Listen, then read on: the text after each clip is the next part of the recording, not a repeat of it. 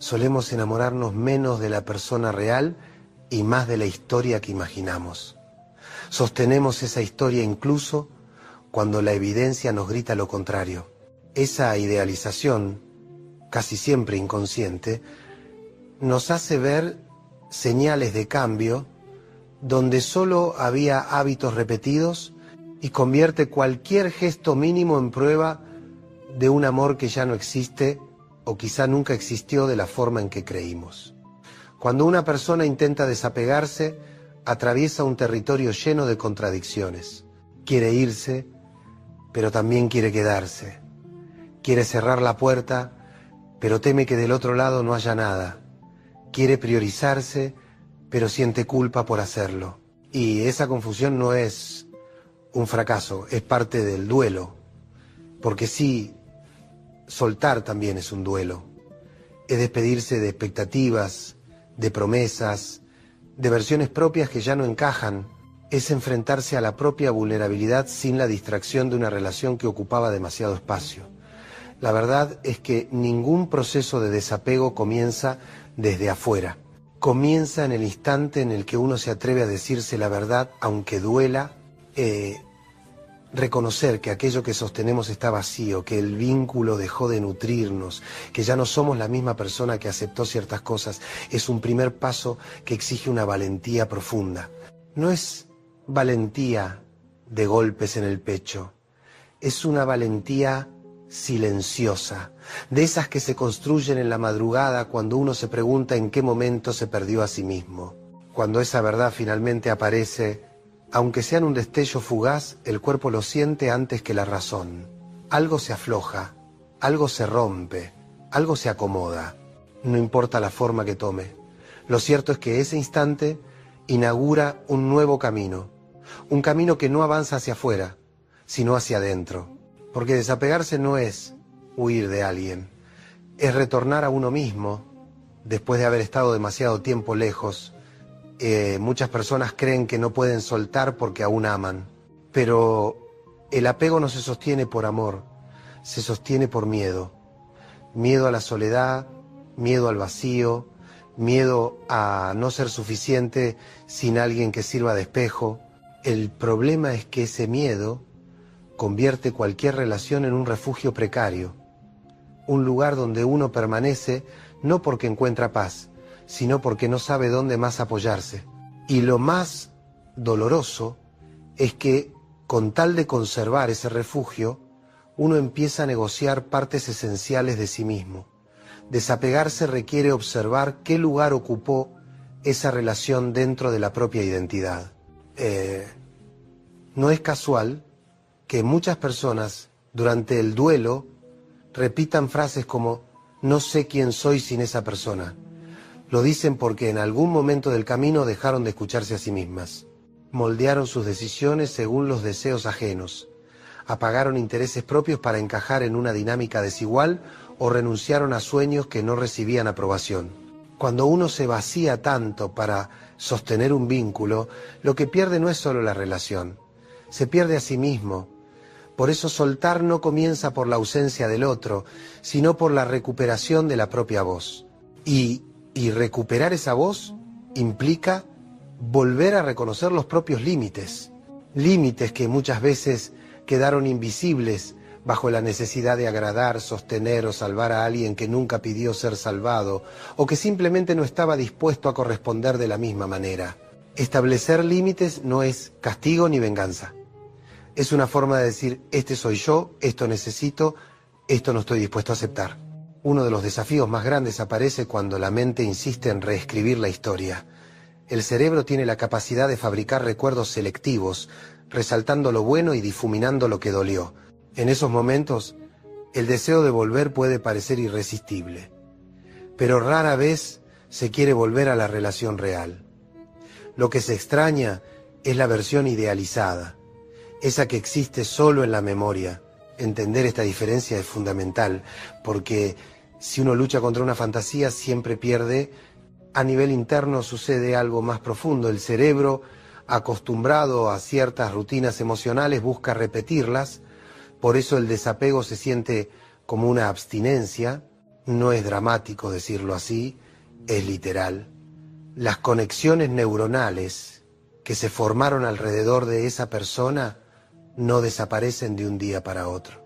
Por eso el impulso de llamar, escribir o revisar redes aparece con tanta fuerza. No es una señal de amor, sino una reacción biológica al cambio. Y saberlo no elimina el dolor, pero le da un marco racional para no caer en la trampa de la nostalgia. Cuando uno empieza a reconocer este funcionamiento interno, la perspectiva cambia. Deja de verse como alguien débil por extrañar y empieza a comprender que lo que vive es un proceso natural. Comprender esto es clave, porque permite atravesar el duelo con menos culpa y más compasión hacia uno mismo. En medio de ese proceso aparece una pregunta inevitable. ¿Cómo se sostiene una decisión que duele, incluso cuando sabemos que es necesaria? Muchas personas creen que la clave está en la fuerza de voluntad, pero desapegarse no es un acto único ni heroico, es una práctica diaria.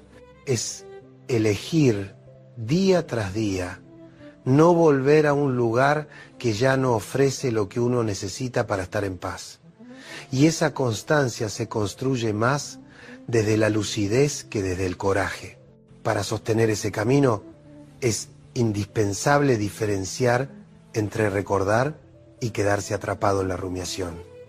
Recordar es natural, es parte del duelo, pero rumiar es revisitar el mismo pensamiento una y otra vez, sin llegar a ninguna comprensión nueva.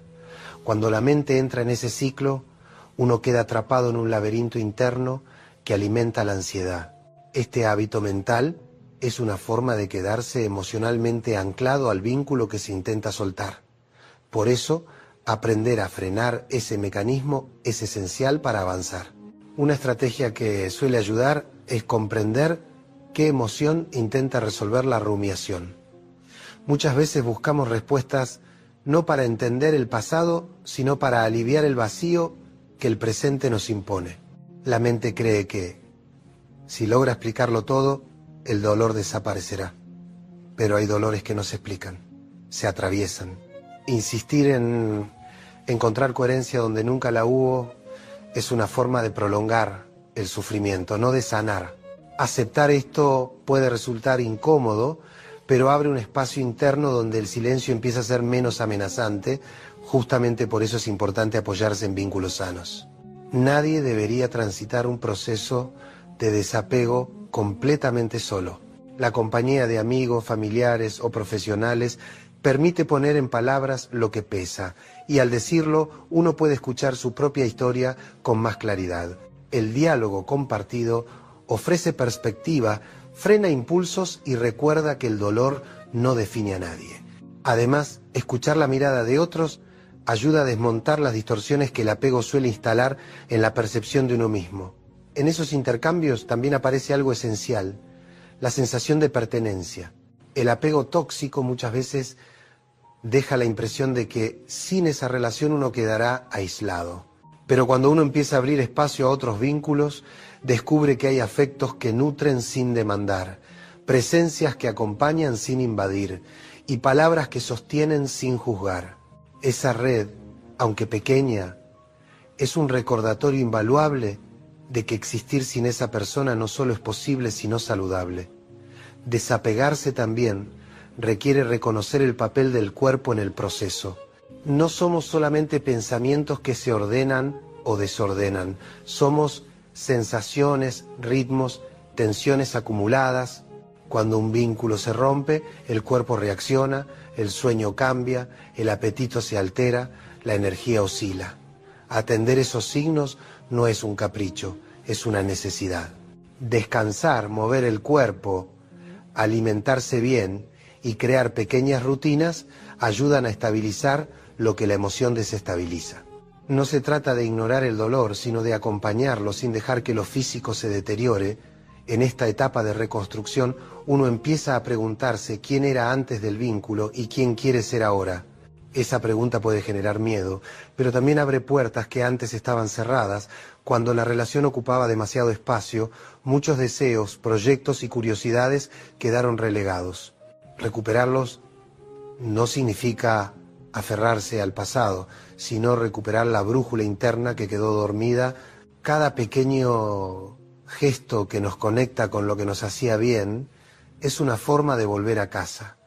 En algún punto del proceso llega la parte más desafiante, aceptar que no todo lo que se perdió era real. Una cosa es despedirse de la relación y otra muy distinta es despedirse de la versión que uno imaginó del otro. Muchas veces el dolor más profundo no nace de lo que fue, sino de lo que pudo haber sido. Ese futuro diseñado en la mente, lleno de escenas posibles y expectativas idealizadas, suele ser más difícil de soltar que la relación en sí. Reconocerlo es incómodo, pero necesario para recuperar la claridad emocional. La mente tiende a protegernos de la verdad, mostrándonos lo que desea, no lo que ocurrió. Por eso, en los momentos de vulnerabilidad, la memoria selecciona los recuerdos más luminosos y deja en sombra aquello que lastimó. Este mecanismo tiene una trampa sutil. Cuanto más se proyecta una fantasía sobre la otra persona, más se distorsiona el propio valor. Cuando uno cree que su bienestar depende de que esa historia continúe, entrega la llave de su autoestima a un lugar donde nunca debería haber estado. Por eso establecer límites firmes es un paso decisivo. No se trata de alejarse por orgullo ni por enojo, sino por respeto propio. Un límite no es una barrera contra el otro, es una declaración de dignidad. Es decirse a uno mismo que ya no está dispuesto a vivir en un terreno donde se pierde la paz. Mantener esos límites exige constancia, especialmente cuando la nostalgia aparece disfrazada de cariño. El límite es un acto de coherencia. Defenderlo incluso en los días en que la emoción invita a volver. Muchas personas se preguntan si para desapegarse es necesario cortar el contacto por completo. La respuesta depende de cada historia, pero hay un principio que suele ser universal. No se puede cerrar una herida si se la abre todos los días. El contacto frecuente reaviva la esperanza, reactiva viejas dinámicas y posterga el duelo. En algunos casos es inevitable compartir espacios, pero incluso entonces se pueden establecer distancias emocionales claras. Cuando uno se cuida, encuentra maneras de protegerse sin caer en el autoengaño. A medida que el tiempo avanza, el duelo transita distintas etapas. No lo hace en línea recta ni con orden perfecto. Hay días de mucha fuerza, seguidos por días en los que parece que todo retrocede. Ese vaivén no es señal de fracaso, sino prueba de que el corazón está reorganizándose. La negación, la tristeza, la rabia y la aceptación no son escalones que se suben uno tras otro, son estados que se alternan. Lo que importa no es la velocidad del proceso, sino la honestidad con la que uno lo atraviesa. En ese recorrido aparece una tarea silenciosa, pero imprescindible: aprender a acompañarse. Es una habilidad que no suele enseñarse y sin embargo es una de las más importantes para cualquier proceso de desapego.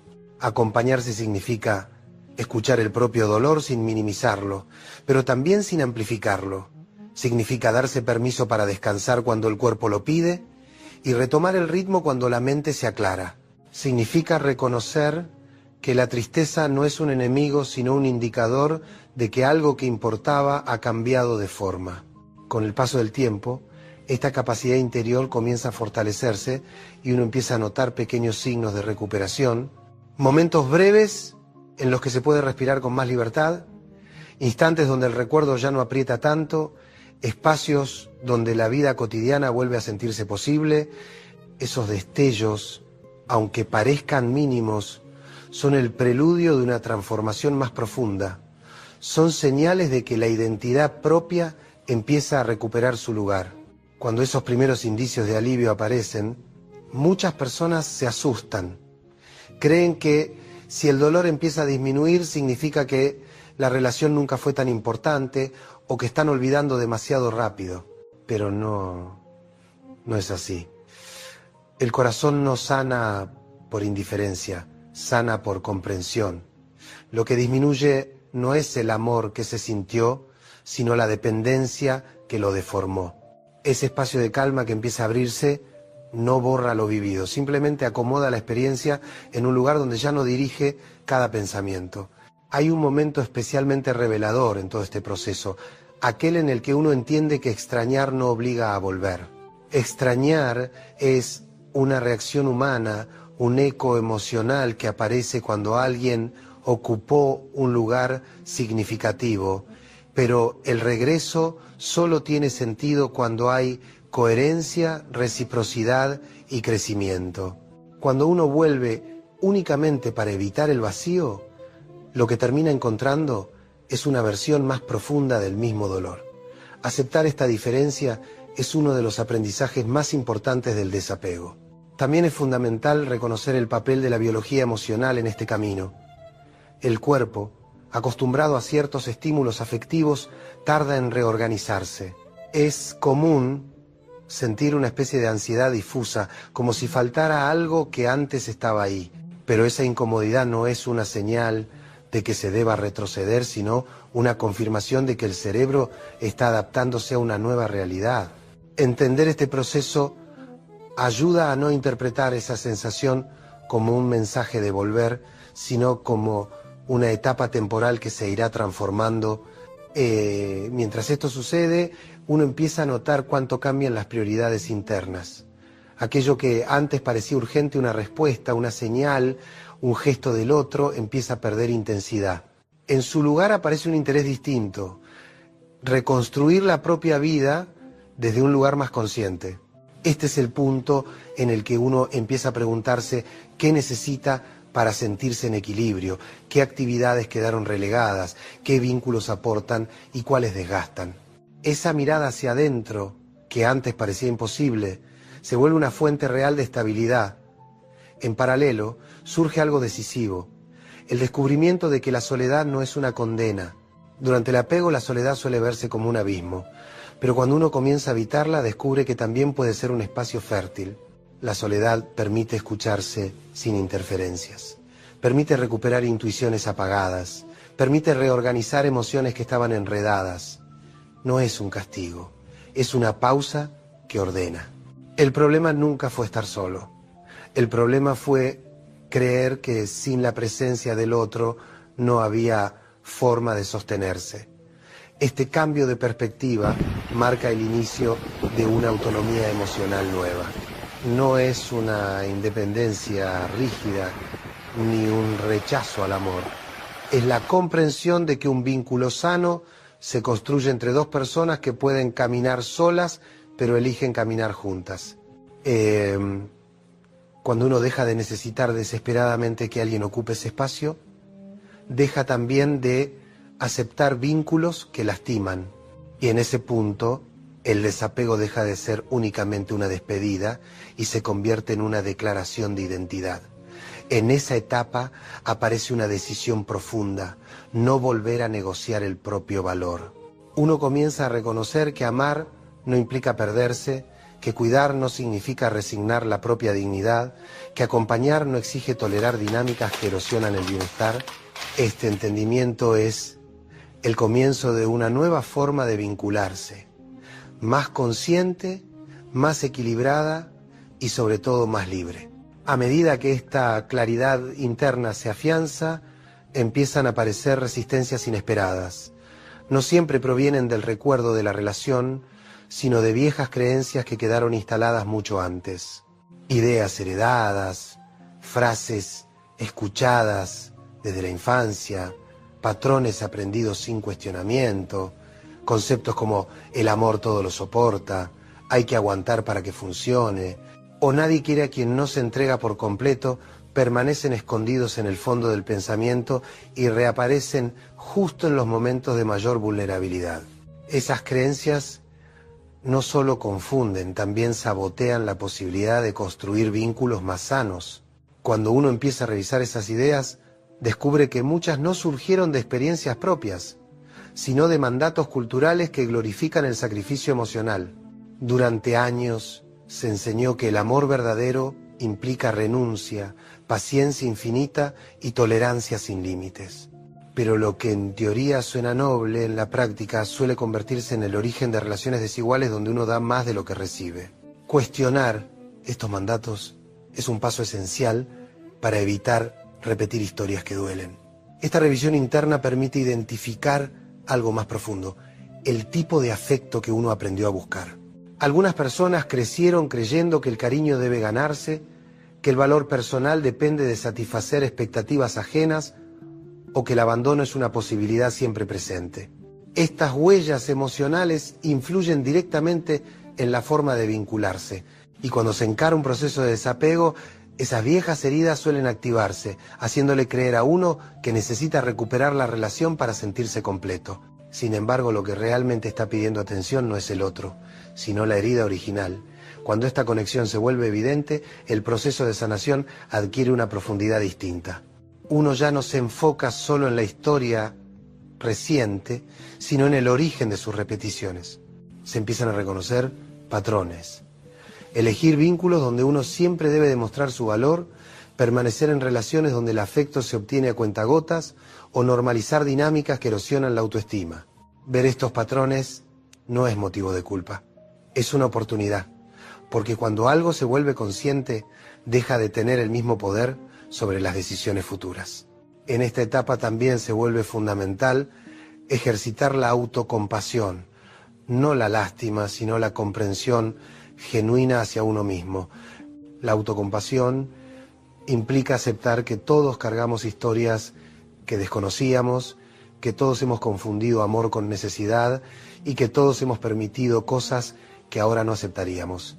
Mirarse desde este lugar no debilita, fortalece, porque cuando uno deja de castigarse por el pasado, libera la energía necesaria para construir algo diferente en el presente.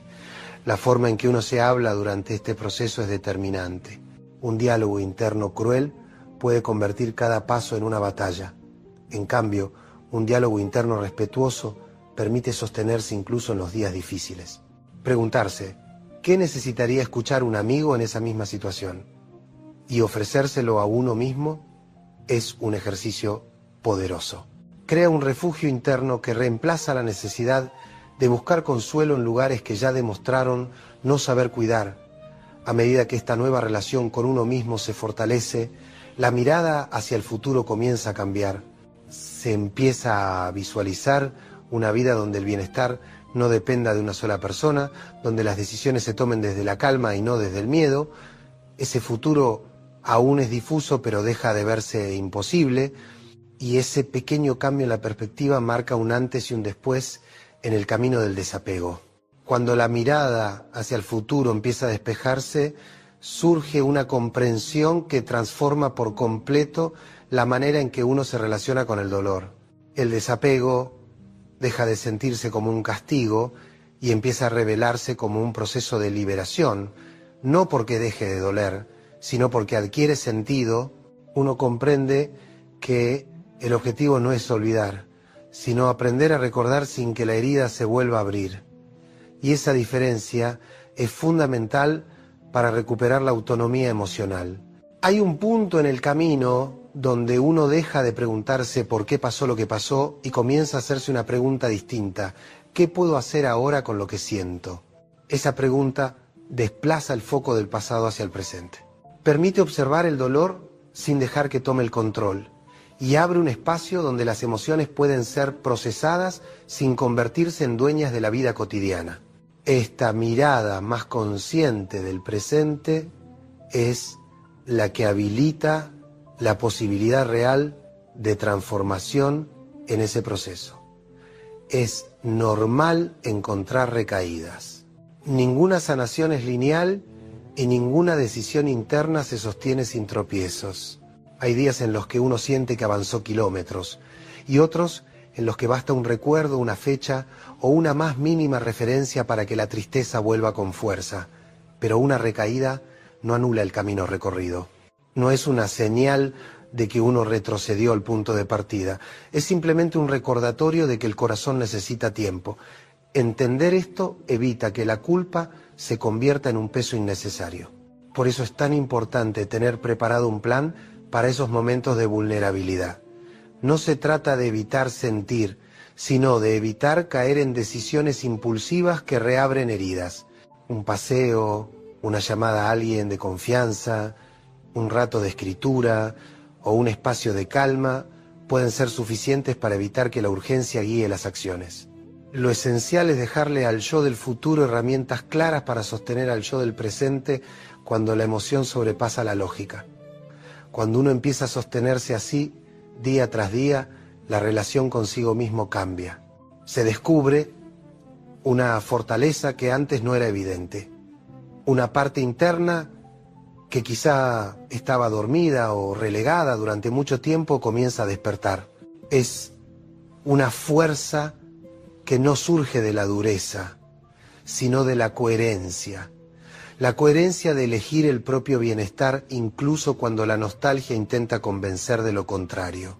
Esa coherencia, repetida en pequeñas decisiones cotidianas, es la que construye la verdadera libertad emocional. Y esa libertad se manifiesta en algo muy simple, la capacidad de recordar sin sufrimiento. No porque lo vivido pierda importancia, sino porque uno deja de vivir atrapado en el pasado. La memoria se vuelve un espacio de aprendizaje, no un campo de batalla. El afecto se transforma en gratitud por lo que fue posible y en claridad sobre lo que no debe repetirse. Ya no se busca rescatar la historia, sino rescatarse a uno mismo. Cuando esto sucede, uno comienza a sentir una calma diferente, un silencio que antes parecía insoportable y ahora se vuelve un aliado. Es en ese silencio donde se empieza a reconocer lo que se desea construir, no desde la necesidad, sino desde la autenticidad. Allí aparece la semilla de una nueva etapa, una vida donde las relaciones se eligen desde la plenitud, no desde la carencia. Cuando esta etapa final empieza a desplegarse, algo dentro de uno cambia de manera irreversible. Ya no se mira la historia desde la herida, sino desde la comprensión. Lo que antes se vivía como pérdida empieza a revelarse como un proceso de recuperación personal. Uno recupera tiempo, energía, claridad y una presencia interior que había quedado diluida en la dinámica del vínculo. No se trata de celebrar el final de la relación, sino de agradecer el reencuentro con uno mismo. Ese reencuentro trae consigo una idea poderosa. La vida continúa sin depender de que alguien vuelva, cambie o repare lo que no pudo sostener. La calma llega cuando uno deja de esperar respuestas para justificar el dolor y empieza a reconocer que la sanación no depende de otro, sino de la propia capacidad de mirarse con honestidad. Aceptar esto no borra la tristeza, pero la transforma en una emoción que ya no dirige, solo acompaña. Y en esa compañía, uno aprende a distinguir entre un recuerdo que hiere y uno que enseña. Lo más revelador es descubrir que el verdadero desapego no requiere negar lo que se sintió. Al contrario, exige reconocerlo con autenticidad, aceptar que se amó, que se intentó, que se dio lo que se podía dar en ese momento, no como un reproche, sino como un gesto de respeto hacia la propia historia. Porque cada experiencia, incluso las que terminan con dolor, deja una huella que puede convertirse en sabiduría si se la mira desde el lugar adecuado. Lo importante no es olvidar, sino comprender por qué uno ya no puede quedarse donde se lastima. Cuando esa comprensión madura, uno empieza a ocupar un lugar distinto en su propia vida. Ya no se busca completarse a través de otro, ni se elige desde la urgencia de llenar vacíos.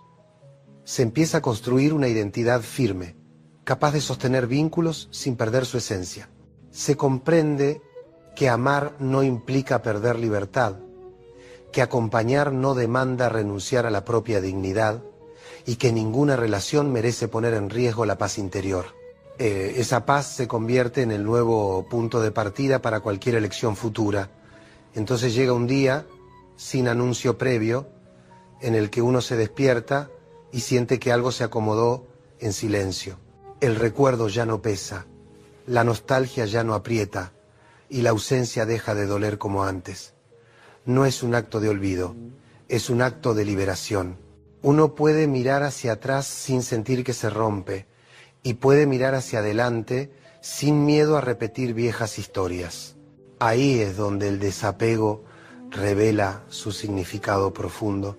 No es alejarse de alguien, es volver a estar entero desde ese lugar. El amor adquiere un sentido diferente. Deja de ser una búsqueda desesperada para convertirse en una elección consciente. Uno se abre de nuevo al vínculo, no porque necesite, sino porque desea compartir desde la calma.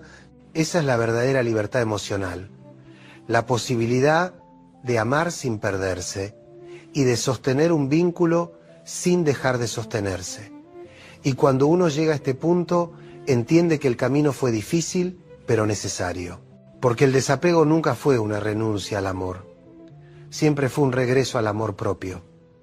Y ese regreso es el fundamento sobre el que se construye todo lo que viene después. Un futuro donde las relaciones no se eligen por miedo a estar solo, sino por el deseo genuino de compartir la vida con alguien que acompañe sin invadir, que respete sin condicionamientos y que sume sin exigir la renuncia a lo esencial. Y es ahí, en ese territorio íntimo de calma recuperada, donde uno descubre que nunca estuvo perdiendo una persona, estaba recuperando su propia historia. Esa historia que ahora puede reescribirse con mayor claridad, mayor dignidad y mayor libertad. Una historia donde la presencia del otro es bienvenida, pero donde la presencia de uno mismo es irrenunciable. Hay un momento apenas perceptible en que la ira nace, una sensación que sube desde el pecho hasta la garganta. Si uno la identifica, tiene la posibilidad de detenerla, y bastan